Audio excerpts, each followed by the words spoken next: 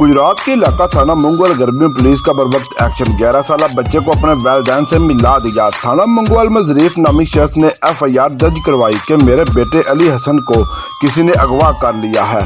थाना के SHO अख्तर गुजर अपनी टीम के हमरा, जिसमें ASI मोहम्मद सलीम और बाबर साहिब होरर और रहीर अब्बास और अदनान भट्ट तमाम सलाहियतों को बरूए कार लाकर चंद ही घंटों में बच्चे को ढूंढकर उनके वालदैन के हवाले कर दिया। वालदैन वाले इलाका ने थाना मंगोवाल की टीम की इस कावश को सराहते हुए राजी तहसीन भी पेश की।